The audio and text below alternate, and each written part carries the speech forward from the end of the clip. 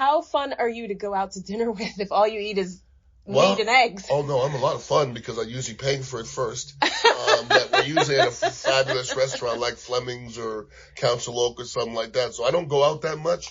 But when I do go out, I'm going out for specific food. And I love a great restaurant. I'm Delia Colon, and this is The Zest. Citrus, seafood, Spanish flavor, and Southern charm. The Zest celebrates cuisine and community in the Sunshine State. Today, we're catching up with entrepreneur, former Tampa Bay Buccaneer, and lifelong foodie, Ian Beckles.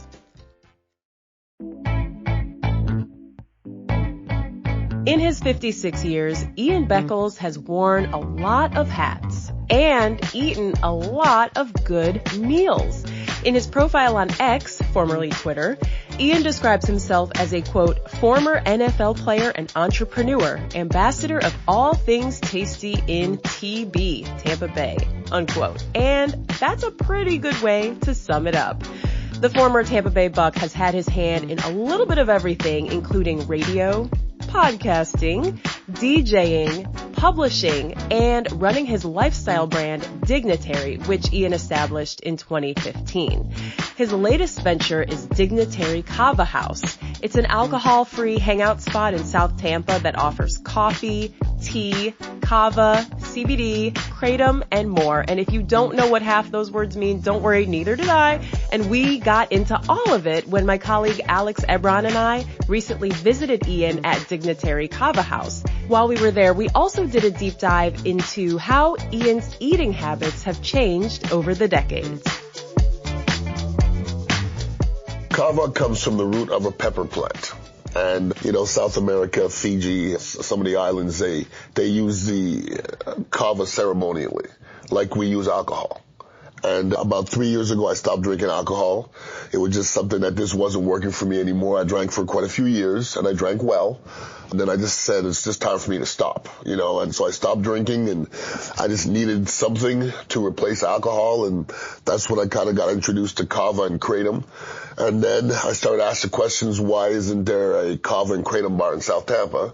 And nobody had an answer. So everybody was driving all the way to St. Pete to go to kava bars. Now we have a kava bar right here on West Shore and Gandy, right here in the middle of South Tampa. And now since we've opened 3 years ago, there's quite a few kava bars that have popped up here in South Tampa. But we were the original here. But a lot of people don't realize that there's more kava bars in Florida than there are in the rest of the country. That actually does not surprise me. No, because in St. Pete is the hub of kava. Bula was the first kava bar in all of America. So St. Pete is the hub of kava. So what is it? Do you drink it? What does it taste like? Yeah. Tell me everything. Well, you drink it like you would drink a shot. It looks like muddy water. It doesn't taste great. It tastes like muddy water, but it has some effects. Let's say it tickles your receptors, and if you drink enough of it, it kind of gives you a calming feeling. Not like alcohol. I don't know if you smoke marijuana. You'll have to tell me if you are or not. Some a very calming feeling kind of like that. And it has a reverse tolerance, so the first time you drink it, you have to drink quite a bit of it to get the feeling. I feel it on the first one because it has reverse tolerance. I drink it every day. Now I take one shot of it and I start to feel it and I start to calm down.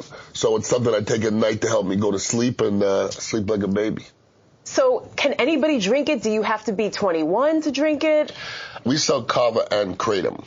You have to be 21 to drink kratom, and that's FDA did that. I don't know why, but that's the way it is. But kava, you could be any age. We won't sell it to anybody under 18 years old for obvious reasons. But in other countries, people that are 5 years old are drinking kava. So it's not something that's bad for you. It's natural. What's kratom? Kratom is a botanical tea, and it's in the coffee family. So when you drink kratom, they have red, white, green, and they all have a different effect. The red kind of calms you down, and the white and green are they stimulate you, and it's something you could drink throughout the day. It's good for your aches and pains, and like I said, I stay away from the alcohol, and I'm drinking kava and kratom in lieu of the alcohol, and it's working for me. What do you think is the biggest misconception about kava? Well, kava is in the same place, we'll say, marijuana was 10 years ago maybe, okay? All those things they're telling us about marijuana in reefer madness and all that kind of stuff was bogus, okay? We know that now. That was bought. All that stuff was bought by corporate America. Kava and kratom is the same thing. It's a natural thing that's been done in countries for thousands of years, okay? Their health is better than ours. And here in America, we've been brainwashed to think that alcohol is good for us. That's the dumbest thing I ever heard in my life. That's not a good reason to say why you're drinking alcohol. It does not help you sleep. It doesn't help anxiety. It doesn't help for anything. Now, listen, I drank for 40-something years, so I'm not a hypocrite. But now that I don't drink alcohol and I've gone to kava and kratom, I just feel better about myself. Oh, yeah, you're gonna take a snack and you're gonna take a nap. But those are two wonderful things. They are wonderful things. Let's talk about snacks. Okay. So you're from where, Montreal? I'm from Montreal originally. My parents are from Guyana and Trinidad, so I have West Indian descent. So what did you grow up eating? What are some foods that remind you of your childhood? We didn't have anything perishable in our house. Oh, that's good. Nothing. We didn't have cereal. We didn't have milk. We had powdered milk. Okay. You're laughing, but it's true. My mother wouldn't buy relish. She would make relish. It's like she's so old school. She cooked in big pots, pressure cooker pots. So I grew up eating potatoes, meat, rice, beans, real food. Yeah, that's good. And look, so I'm 56 years old. I've been eating a lot of different ways. When I played in the league, I didn't really watch my diet. It wasn't part of it because, I was a big guy. I was trying to be strong. The diet wasn't something we were really exposed to, so we ate whatever we wanted to eat. Oh, okay. Yeah. We'll get to that. No doubt. Wow. So what were some of the other foods that you ate, maybe getting into your teens? Because when you're in your teens, you have a little bit more freedom. Like I was just in my daughter's room. I'd take off the bedspread, just candy wrappers all over the bed. Well, we didn't have money for that. So if I wanted to get anything, I had to get it myself. So whatever my mother cooked, that's what we ate. If I got candy, wasn't like I didn't eat a lot of crap food growing up. Most of it was mostly whole foods, and that's how I've switched my diet now to where I just eat whole foods. I try not to eat processed foods. I'm trying to eliminate sugar from my diet as well. But throughout these years, I went vegan for 2 years. I've gone vegetarian. I've gone raw vegan. I've gone carnivore, which is probably what I'm doing now. So I wouldn't say battling my weight, but I've been big since I came out the womb, okay? So weight has been a thing for me forever because being in football, you always had weights and we got fined if we were overweight in the league. So you have to watch. Wait. Yeah. So you can't just be as big as you want? No, you have a weight. What was your weight? Well, my first year my weight was 295 and my last year was 320. Oh my gosh. Yeah. Okay, so you're a teen and you're still eating pretty healthy because that's all you can afford. Well, I didn't say I was eating healthy. Okay. I was just, all right, what are you eating? I was eating, I'll go to my boy's house and eat all his, Fruity Pebbles and all, but we just didn't have it in my house. That's the best. Yeah, it's really good. You have Captain Crunch. Your friend with the snack drawer. Yes, your friend whose dad is going to order pizza for dinner. Well, all the good food. He had all the good foods in his house. My mother was the great cook. So whatever my mother cooked was beautiful. But if you want the good snacks, the ice cream and all that kind of stuff, go to my boy Sean's house. He has all that food. Okay, so then you're in your 20s. Is that when you entered the NFL? In early 20s. I went through college being broke as hell, so I just ate whatever was around. What did you eat in college? My thing was oatmeal and yogurt. That was what I lived on. Everything but that. No, I don't think I ever ate oatmeal or yogurt in college. We have study table or whatever they have for the football players, and a lot of time it's steak and chicken and stuff like that. We ate a lot of that. We ate a lot of fast food and pizza and stuff like that. So my diet wasn't that good coming through. It really wasn't. But that's hard because when you're young, you can get away with that. No and then doubt. you have all these habits that you formed that you now have to undo. And I'm talking about myself too. Sure, absolutely. It's hard. Okay, so then you're in the league. And nobody is helping you with your diet. It's interesting. We interviewed Tracy Hartman, who's the chef for the Buccaneers. Yep. And it's like a science. Yes. And now they have all these, there's brown rice, there's chicken, there's this, there's that. And then on Saturdays before the game, we're eating ice cream sundaes because we're going to burn all that fuel off she's got it down to a science. But that wasn't the case a couple decades ago. So what were you eating at 295? Well, there's a lot of people are heavy. I'm naturally heavy. In my 20s, I don't remember having a specific diet. I think I was eating fast food a lot because I was single. So I don't remember cooking a whole lot. Moving on. So in your 30s, I'm guessing that's when you were married and maybe no longer in the league? What does that look early like? 30s, I was in the league and married. I got married when I was, I think, 27, somewhere in there. And then, like, once I got married, then the diet got a little bit better, and you start to eat a little bit better, but it's not a thing that was ever mentioned. And I played 9 years. I played in the whole 90s. Had no time did anybody say, you should eat this or you should eat that. You had to wait, and you had to make your weight, and that was about it. They didn't care. Concussions weren't a thing back in the day. They're a thing now, and they should be. But back in the day, you just got dinged. Yeah. So, there wasn't a lot of empathy out there from coaches or anybody. It's just you had to play or you're gone. And we didn't make nearly the money they're making now. And if you're making $20 million, you have a personal chef. At least. Hopefully. No. If I make $20 million, I will have a personal chef. And you might know the person's name if I'm making that much money. Okay, so in your 30s, you said you started eating better because you got married. A lot of people gain weight when they get married because they're kind of complacent. So what was it? What you were cooking, your wife was cooking, you were eating at home more, what? Well, I think you get more. As I got older, I was more aware of what I was eating, which I have to because I've been fighting my weight my whole life. But I did a lot of the cooking. And I've always cooked. I've always been a guy, the big green egg. I've always been the guy barbecuing. My wife was good at baking and all the side stuff, so I was the one making the meats usually.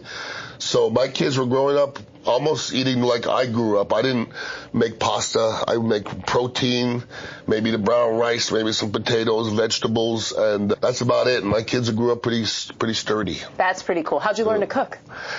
I'm being on my own since I was 6. I mean, I was an only child, okay? Wait, say more about being on your own when you were 6. Well, I mean, we were just talking about this. When I was 6 years old, I used to get on the bus, go home and walk from the bus stop home, open the door, go in the house alone. You have to cook. If you want to eat, you got to cook. So I learned how to cook real early. I'm a self-sufficient person. I don't wait on anybody else to do anything. I think my kids grew up that way as well. I don't hold anybody's hand. Like nobody ever held my hand ever. So if I didn't cook, I didn't eat. And I sure do like to eat, so I was going to figure out ways to cook, and I'm not bad at it. What were you cooking at 6? Probably mac and cheese or heating things up, and I don't find anything hard to cook ever. I hear people say, I can't cook eggs. I mean, I don't really understand. I like that. That's a good challenge.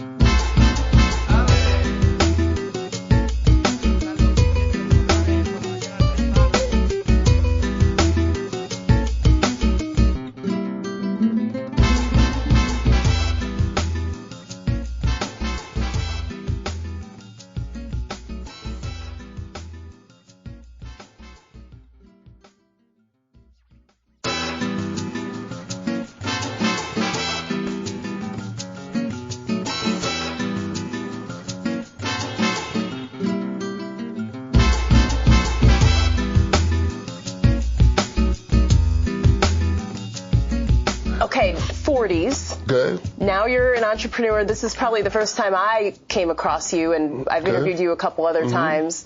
I said earlier I was interviewing you at a deli in South Tampa where it seems that you went every day. So did you have your spots where you went every day? Oh, yeah.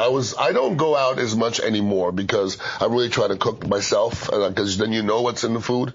But way back when, I was at all the spots all the time. Like I was a guy, if you want a burger, if you want a cheesesteak or whatever you want, I'm the dude to ask, hey, what do you want to eat? Where are you at? I'll have a spot because I was the one that frequented all the spots. So you got your spots you go to all the time and people know you and you feel good and you feel comfortable. You want to go places where people know you, you know? But doesn't everybody know you? Yeah, but not like that, though. not like that. Everybody likes the dignitary treatment. Yeah. No doubt. Okay, so Dignitary is more than the Kava, because this just opened, right? So give me the scope of Dignitary. Dignitary is deep, okay? Dignitary's been around for about 9 years. It started off as a concierge card that we gave to dignitaries out in the area, media members, you know, celebrities. Where's mine? Yeah, I'm just kidding. This was probably before your time, or you definitely would have been on the list.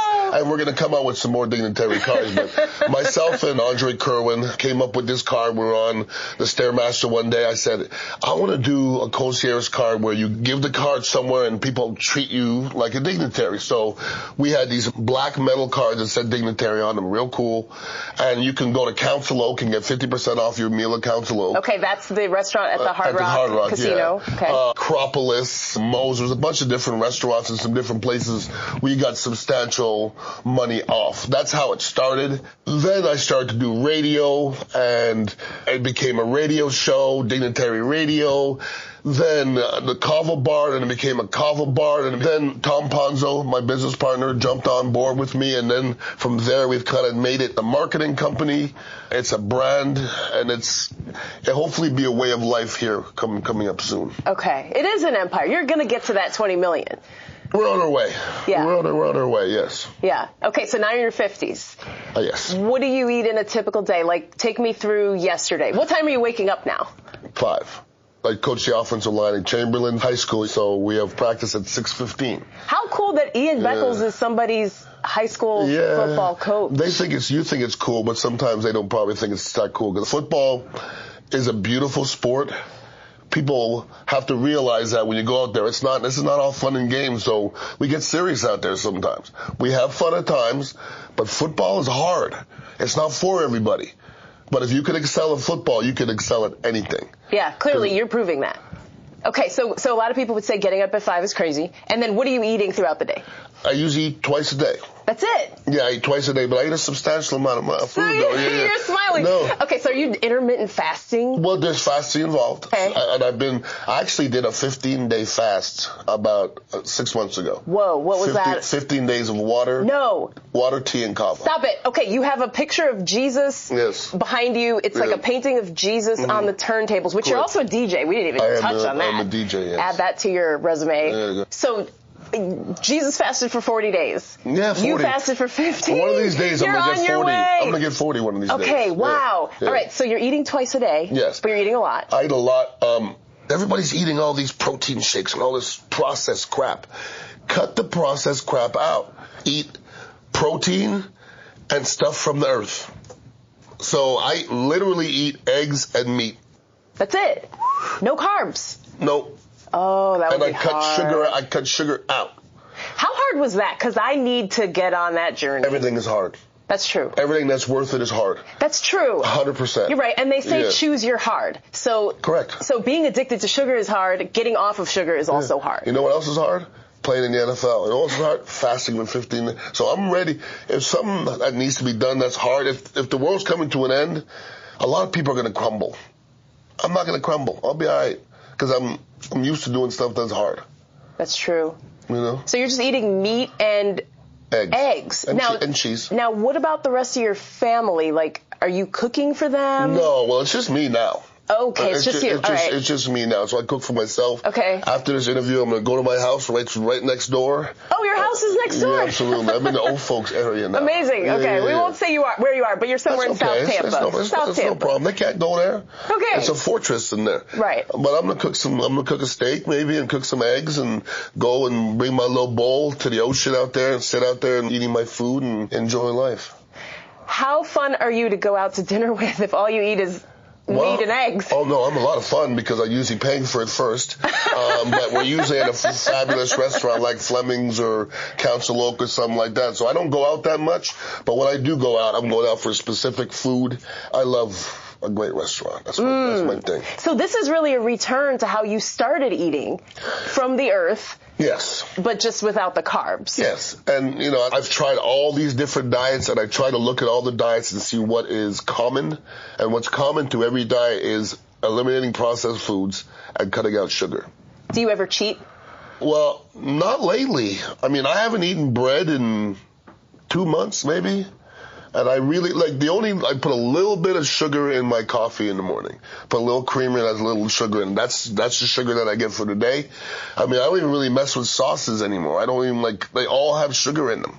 So when you are using your big green egg grilling, what are you doing to the meat? How do you prepare it? Well, you can marinate in some different things. The spices I'm into sous videing. You know anything about sous videing? Is that with the bag? Yes. And listen, when it comes to meat in general, I got accolades with meat. You do? Oh, yeah. Okay, brag on yourself. Okay. Well, I've been cooking for people forever. I'm not like a caterer, but everybody used to come to my house to eat. Because what was your room called? You had Skanktuary. The Skanktuary. The Skanktuary, yeah. Yeah, which comes from the Ladies' Man movie. But, I mean, one year I was the MC at Pig Jig. So I was MCing it, but I was also in the competition. And there was 50 contestants, and I actually won #1 ribs that year, and I was MCing it. Yeah. So I've been in some competitions. I did a radio show with Ray Lampe, Dr. Barbecue, for 2 years. We've had him on. I've done stuff with Leanne Whippen, and they're both in the Hall of Fame, in the Barbecue Hall of Fame. So I've been exposed to a lot of greatness, and that can help but rub off on you when you're exposed to people that great. So that's why I'm happy to be sitting next to you. Well, and vice versa. So, thank you. So how do you see yourself going forward? I said maybe, with what Tom and myself are creating here changes every day. So we don't know where we're going with this, but we do know we're having fun. I think we enjoy coming to work every day. The one thing, I had an old business partner that he's not here anymore, but the one thing that he said that has come to fruition was, you're going to help a lot of people. And we have people every week that come up to us and say, hey, thank you for opening this place. It's a safe place for us to go.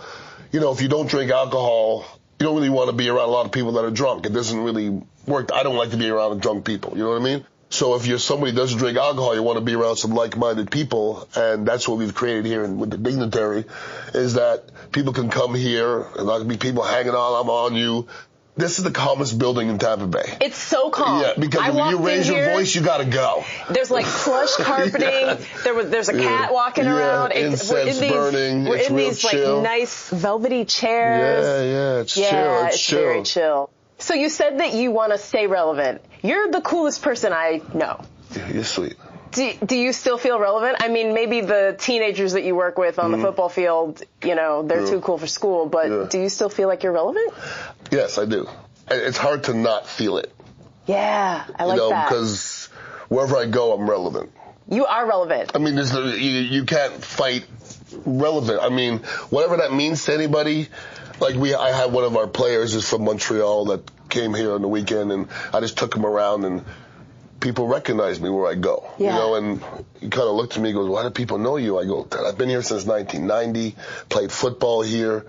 We ran into a football coach, and he goes, Ian Beckles. He shook my hand, and he goes, how does he know you? I go, dude, if you're involved in football and you've been in the Tampa Bay area, how did you not get exposed to me?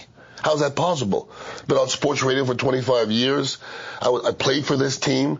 I coach my son. I'm coaching now. I mean, if you haven't heard my voice, you haven't really tried. So when you talk about food, I've been in that, Yeah, you have a tattoo on your forearm, Flavor of Tampa Bay. What was Flavor of Tampa Bay? Flavor of Tampa Bay was a podcast that I had. We'd go around to different places and talk, and I'd have some guests on. And, you had podcasts before anyone even knew what a podcast was. Well, that's a fact. Okay, last question, and tell me if it's too personal, but... It won't be. Okay, I love that. You talked a couple times about how you're a big guy. You were a big baby. You got heavy bones. Yes. And you're doing different things to kind of try to change your body. But from where I'm sitting, your size is an advantage, because not only did it help you with football, but when you walk into the room, everybody knows it's you. You do also have a very distinctive voice, but before you even open your mouth, people know it's you. So do you see it as something that's helped you in your life? My size? Yeah. It has its ups and downs. Being young without money, it wasn't, being a 300-pound black man in Montreal, Canada, it wasn't that hot of a commodity. Okay, I just wasn't. I had raggedy clothes. We didn't have any money, so I wasn't a hot commodity. Football wasn't that big of a deal in my high school. I played city league football, so nobody really. Ian Beckles wasn't a big in high school. If somebody said who's going to be successful, nobody was picking me. Nobody. Like, I wasn't great in school. Like, there's no way one of my teachers thought I was going to graduate from college. No way. I was a terrible student. Terrible. School wasn't my thing, but being driven with football made me deal with the schooling. And now I'm out of school. I mean, I'm not using none of it, thank God, because the football helped me make some money. But, you know, even when my son came through and he's, you know, he wasn't a school guy like myself. And I was like, not everybody's a school person. Without football, I don't even know if I'd have done that. Just find yourself a trade, fall in love with that, and then go with it. But yeah, man, it's just, you gotta try a little of everything. Can't be too scared of anything. You gotta have everything on your resume. That's amazing. Thank you. It's always so good to see you. It's good to see you again. It's been too long. Ian Beckles, everybody. He did talk me and my colleague Alex into trying kava, and it was intense. You can watch the video when you follow us on Facebook or Instagram at The Zest Podcast. And you can follow Ian on Instagram at Ian_Beckles. I'm Dalia Colon. I produce The Zest with Andrew Lucas and Alexandria Ebron. The Zest is a production of WUSF, copyright 2024, part of the NPR network.